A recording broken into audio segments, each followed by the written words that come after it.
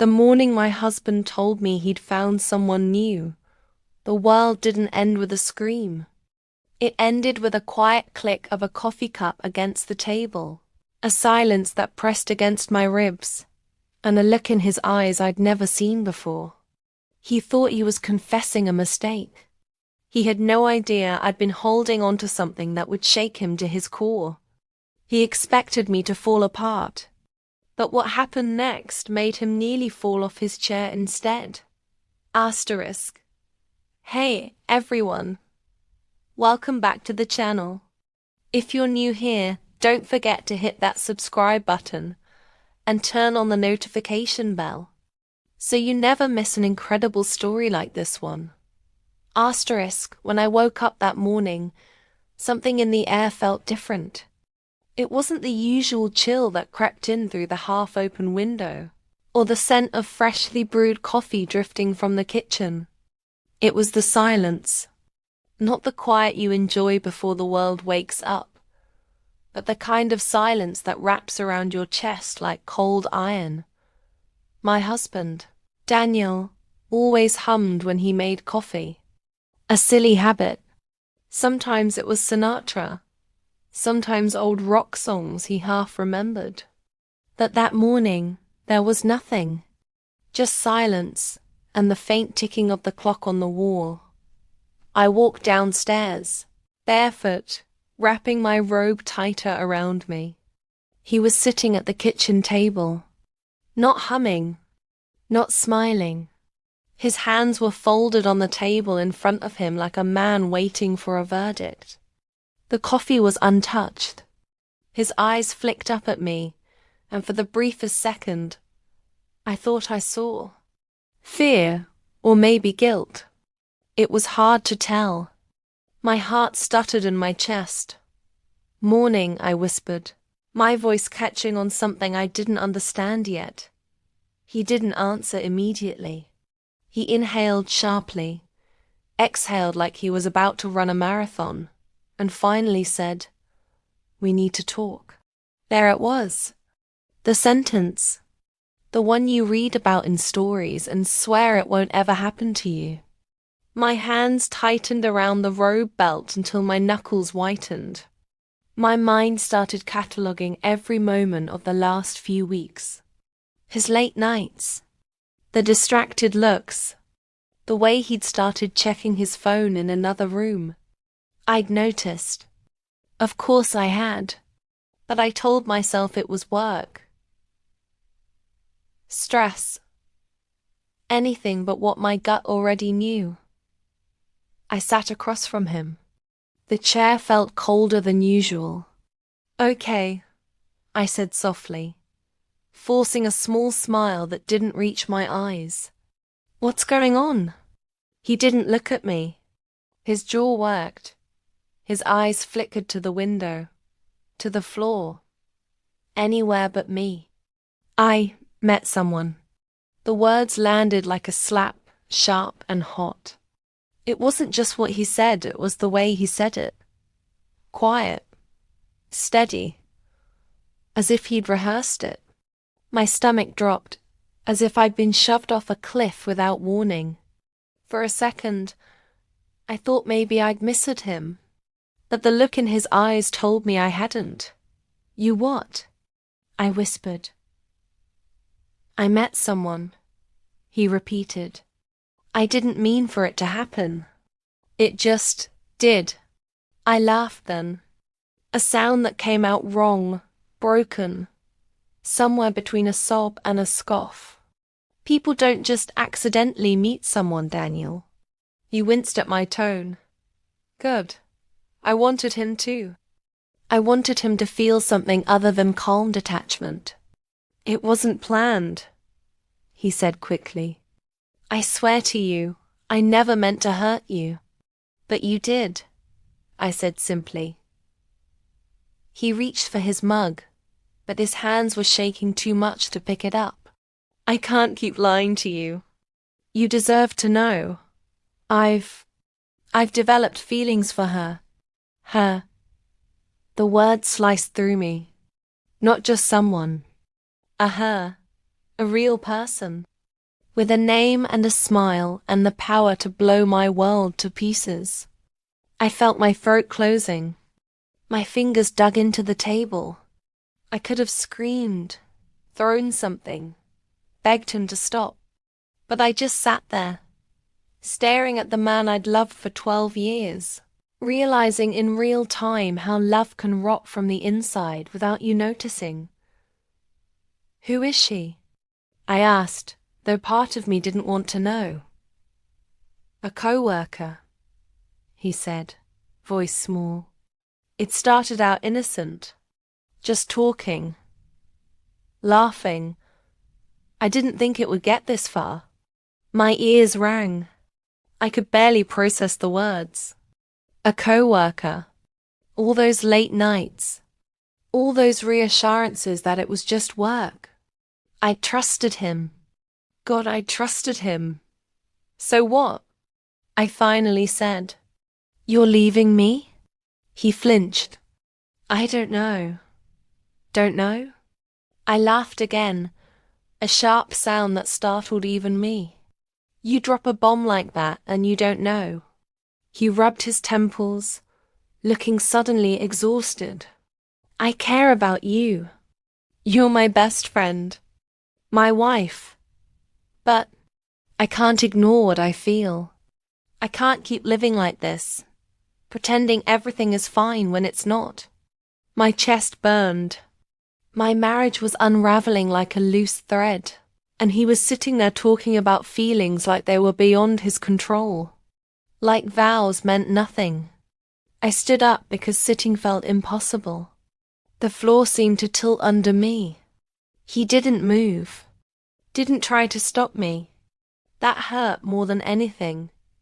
I went upstairs, shut the bedroom door, and let the sobs come. The kind that rack your body, leave you shaking, leave your pillow soaked. This wasn't supposed to be my story. We were the couple people envied. We finished each other's sentences. We had inside jokes. We talked about growing old together on a porch somewhere with coffee and laughter. But apparently even the strongest stories can have endings. Hours passed. Maybe minutes. I didn't know anymore. That somewhere between heartbreak and numbness, a strange calm settled over me. A clarity. He thought he could confess, weigh his options, and leave me hanging in limbo. But I wasn't going to let him decide the rest of my life like I was some afterthought.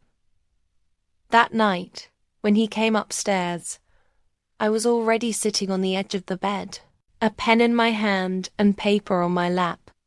He paused in the doorway, unsure if he should come closer. "We should talk," he said, voice hesitant. I nodded. "We will. But first, you're going to read something." His brow furrowed as I handed him the folded pages. "What's this?" "Read it." He hesitated, then opened the pages. His eyes began to move over the words, and I watched. Every flicker of his expression, every subtle shift. At first, he looked confused, then surprised, then something deeper, something that twisted his face into an expression I hadn't seen in years. Regret. I'd written everything, every memory, every moment that made us who we were. The night we met at that hole-in-the-wall bar when I spilled my drink on him. Our first trip to the coast when the car broke down, and we laughed under the stars anyway. The way his hand fit perfectly in mine, like it had always been meant to. The promises we made on that rainy wedding day, when he told me I was the best thing that had ever happened to him. I reminded him of the good. And then I reminded him of what love actually means. That it's not about just feelings. It's about choice, commitment, showing up even when it's hard. And at the end of the letter, I wrote something I never thought I'd write. You say you don't know what you want, but I do. I want a partner who chooses me every day, even when it's hard, even when it's not exciting. I want a love that's not fragile. If you can't be that man anymore, then walk away. But don't expect me to wait here for scraps of a love that used to be whole. He reached the last line and his breath hitched. He looked up at me, eyes wide, almost boyish in their panic. You just let me go? I'd let myself live, I said softly. There's a difference. He set the letter down like it burned him. I didn't think you didn't think, I cut in. You thought I'd beg, or cry until you changed your mind. But I'm not begging to be loved, Daniel.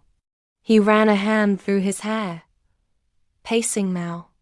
I don't even know how it got this far. She made me feel. He stopped, wincing at his own words.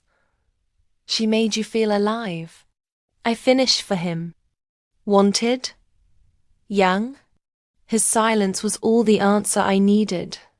A bitter smile spread across my face. You know what's funny? You say I deserve better, but I'm the one who gave you everything. And you forgot what that looked like. He sat on the edge of the bed, his hands buried in his hair. I messed up, he whispered.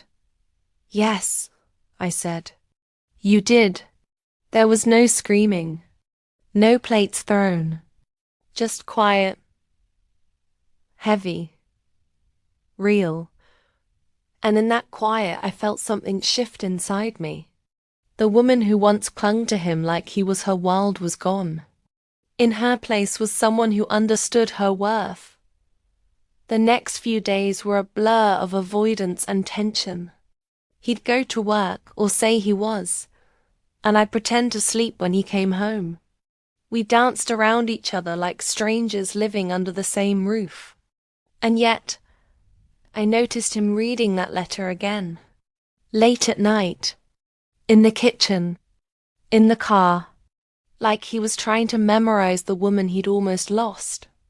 One night, I came home from visiting my sister and found him sitting in the living room in the dark. Just sitting. When he saw me, he didn't say a word at first. Then he held up the letter, creased and worn from too many readings. I can't stop thinking about this, he said hoarsely.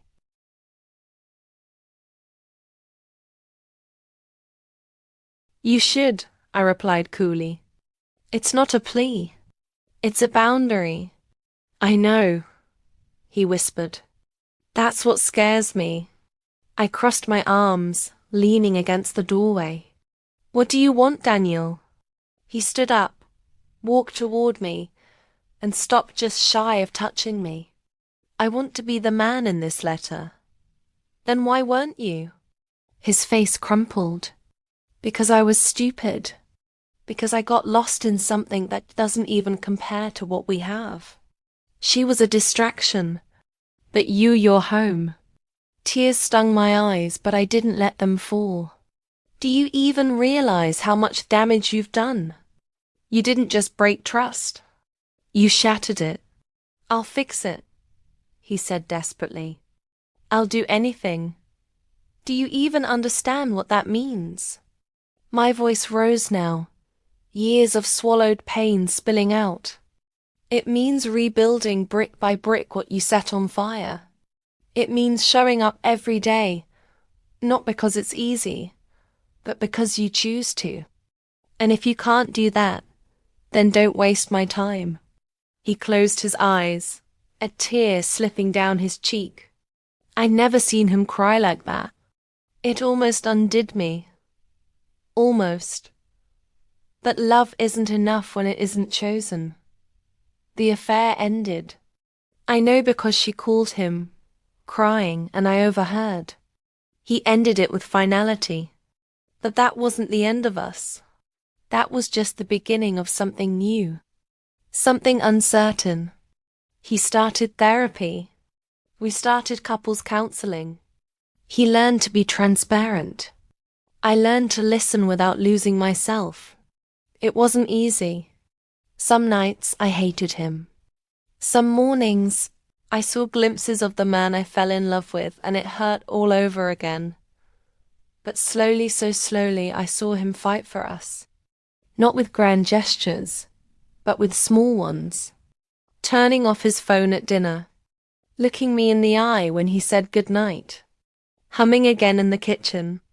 It wasn't forgiveness yet, but it was a start. Months passed. One evening, as the sun dipped low, we sat on the porch, just like we'd always imagined. The air was soft, the kind of quiet that no longer hurt. He reached for my hand, hesitant, like he wasn't sure he had the right anymore. I let him take it, not because everything was perfect, but because healing isn't about forgetting. It's about choosing every day to try again, or to walk away. I looked at him then, not the man who betrayed me, but the man trying to make amends. And I realized something powerful. I could survive without him. I could thrive without him.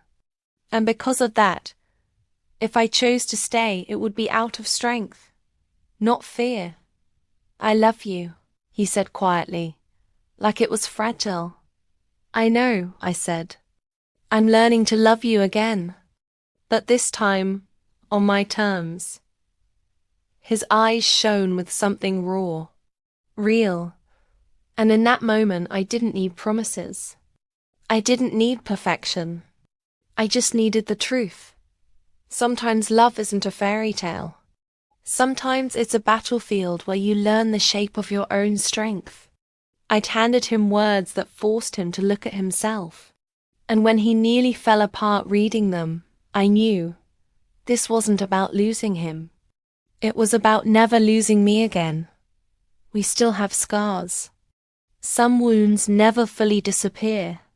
But we also have a story that isn't defined by betrayal, but by what came after. Not everyone gets that, and not everyone chooses it. But I did, because the woman who once broke in silence now speaks with power. And that, more than anything, changed everything.